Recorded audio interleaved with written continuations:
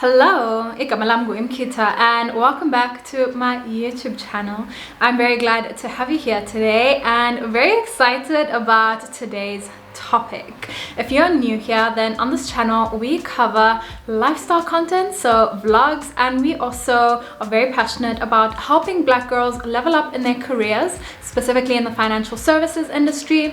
And today we're talking about leveling up our personal finances. Now this year I've been very intentional about growing my savings and investments and ensuring that they are basically working overtime where I decide to stash them, so ensuring that they're generating good returns.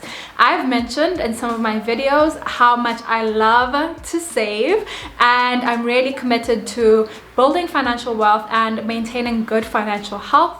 So I thought that I would sit down and we'd have a chat about some tips and tricks that I have learned as an avid saver. Now, I have to caveat this video by telling you guys that this is not financial advice. I am not a financial advisor, as you probably know, and none of the opinions that I'm sharing are affiliated with any company, any employer. This is simply how I do things and how I manage my finances. So I hope that it can be helpful to you. The other thing is that this is not prescriptive. So I do not think that there's any one-size-fits-all approach to personal finances.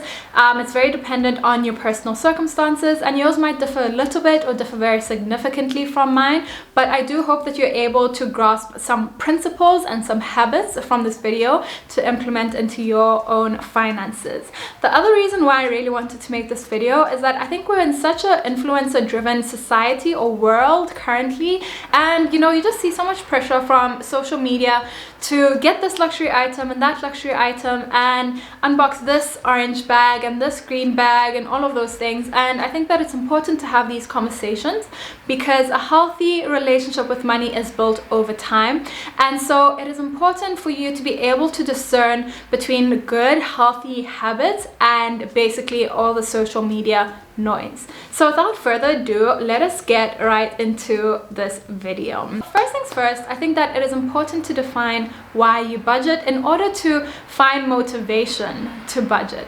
So my reasons for budgeting now are very different to the reasons I had when I was budgeting in university or budgeting when I had just entered the working world. I think that back then I did it so that I could get into the habit of managing my finances. So I was just kind of exercising that muscle, that's budgeting muscle. These days I budget so that I can meet my saving and investment targets. So I need to control my expenses in order to have surplus to put towards my saving and investment targets. I have short-term saving targets, and my short-term targets are things like wanting a new handbag, or wanting to go on a trip somewhere, or wanting to buy a new furniture item. So my savings are very short-term. This is also where my emergency fund falls in. So I've built up an emergency fund such that if any unforeseen expense comes up, I'm able to meet it. Like for instance, not too long ago I had to replace one of the tires on my car because there was a puncture on the side and it was so expensive,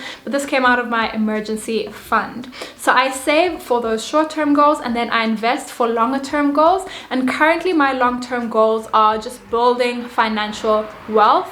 One day down the line I might decide that I'm using that money towards a house or something else, but currently the way I look at it is just building financial wealth and letting that wealth accumulate and earn returns. So I budget in order to be able to do that, to save and invest.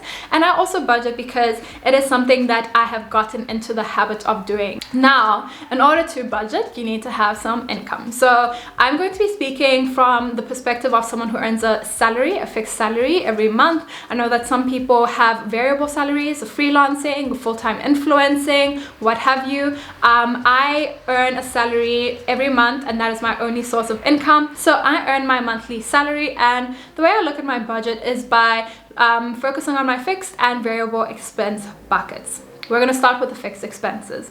So I think that fixed expenses are the things which are most important to bed down. These are the things which you are committing yourself to month for a long period of time, 12 months or more. So there's very little wiggle room when it comes to your fixed expenses, which means that it's important to get them right to begin with.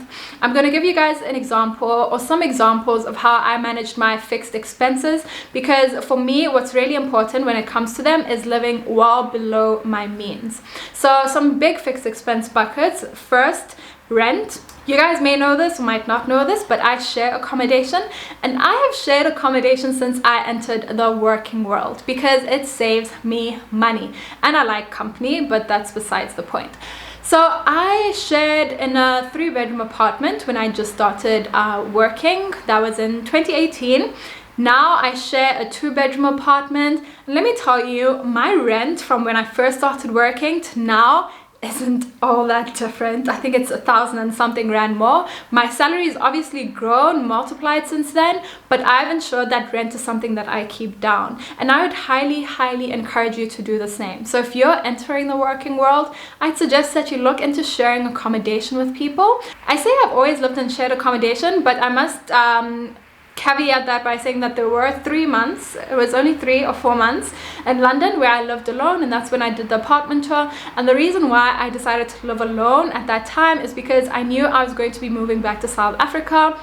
So it didn't make sense to have a flatmate and inconvenience someone when I knew that I'd be moving out and away from the country in a few months anyway. So I've shared accommodation. I like my space. I would like more privacy, but I do like having that extra money left over. And to be honest, for the type of apartments that I've been able to live in while I'm sharing, I probably would have paid a whole lot more for a 1-bedroom apartment of that same standard. The second big expense bucket to really think through is your vehicle repayment. Now, as you guys know, I bought a new car earlier on this year, which I've very much been enjoying. I decided to go for the car I went for because my rent as a percentage of my salary is very low. It's less than 10%. So I felt like, okay, I have a lot of wiggle room as far as my fixed expenses are concerned. So consider what the rest of your fixed expenses look like before you commit to a car, because it is a 4 to 6 year commitment in most cases. So you're stuck with it for a long time. The worst thing you can do for yourself is to put yourself in a tight position month to month just for the sake of having a car that is like super nice and at the top end of what the bank can afford you. The other thing I would suggest when it comes to cars, and in hindsight I should have probably thought more about, is buying a used car. If you're in the market for a car, buying a used car instead of a new car, because you can get a used car with not too many miles, a lot of services still left. It basically feels new but is much more affordable than the brand new version of that same car. Then the last thing I want to chat about as far as fixed expenses are concerned is insurance. And here I'm just bucketing medical aid and insurance. And the one thing that I highly recommend when it comes to these is to shop around. So first, actually do your research and then shop around. So when I was choosing my vehicle insurance, for example, earlier on in this year, I did a lot of research on the various insurance providers first. And for example, I would read how the company fares with its customer services, how it fares with its ability to pay claims on time. And then when I narrowed down companies which I was interested in getting quotes from, then I got quotes. So do some research before you commit to your insurance. Of course, this is one thing which you kind of can change after a few months, but rather get it right from the get-go. So those are some of the key buckets as far as fixed expenses are concerned, and I want to emphasize again that it's really important, I believe, to live below your means. When it comes to my fixed expenses, I keep track of them in a journal. Some people choose to use Excel, which I don't, because I deal with Excel so much on a daily basis that I don't want to use it for personal matters. But I keep a journal where I note down my fixed expenses, and I regularly come back to this if any fixed expenses changed or anything's been added or anything's come off, in order to understand what is left of my salary after those commitments. So what is left for variable expenses and what is left for my savings and investments. Now moving on to variable expenses. This is where your discipline and your judgment are really exercised in my view. So these are things like your groceries, eating out, ordering in, clothes shopping, entertainment, etc. come in. When it comes to your variable expenses, what's important is to understand what your spending pattern looks like before you set a budget. So I remember a mistake that I often made when I started budgeting is I would literally like just thumb suck what a number should be. So I'd say my groceries should be like 2,000 rands a month, and my shopping should be 1,000 rands per month, and this should be this per month, with no regard to what my spending patterns actually look like. So it's important to actually understand what those patterns look like in order to set a realistic budget, a realistic number, because a budget needs to be realistic if there's any hope of meeting those targets. So some of the ways in which people monitor their previous spend before they set their budget is looking through a bank statement, which can be time consuming, but if you have the time and you're diligent like that, then I highly suggest looking through your bank statement and bucketing your expenses into the various categories to understand what you're spending for at least 3 months. What I've found is that there are also some apps which can really help you with this. So what I've discovered, and this is in no way promo, it is genuinely just a good budgeting app, is called 22/7. So I like 22/7 and I use 22/7 because firstly, you can link all of your bank accounts to it. So I've got my F&B account linked to it, my Discovery account linked to it, you know, the various buckets within those accounts, because I have transactional accounts, fixed deposit accounts, and so forth.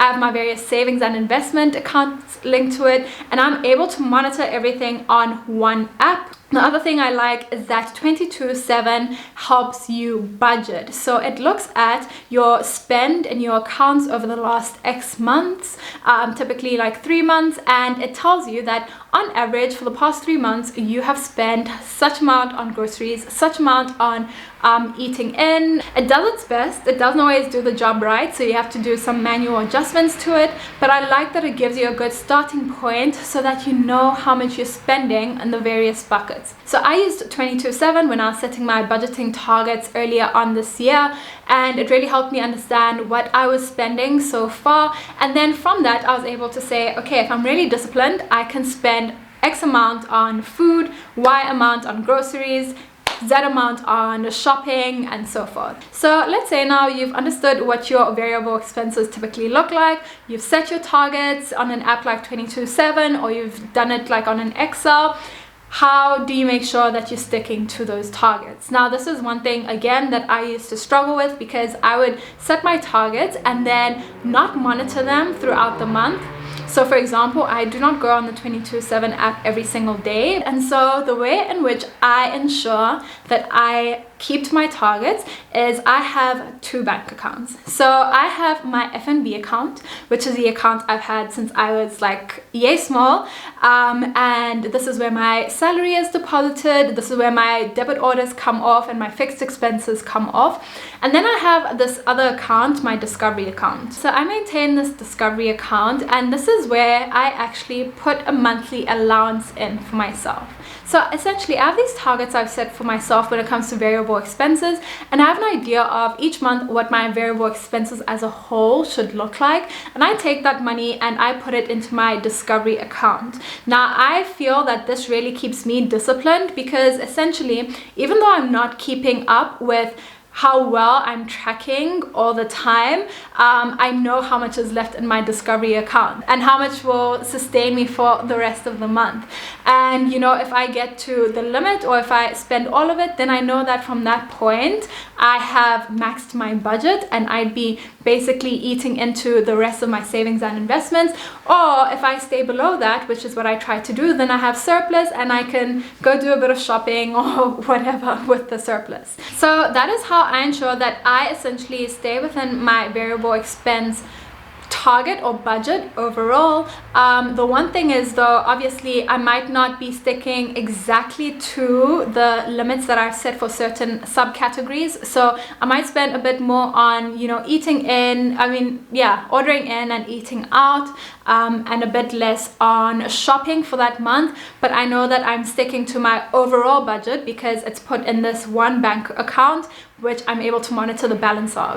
Now, some people might choose to have one bank account and just take their savings and investments and have them deducted right away, and then they know that everything else that is left over in the card is for their spend for the month.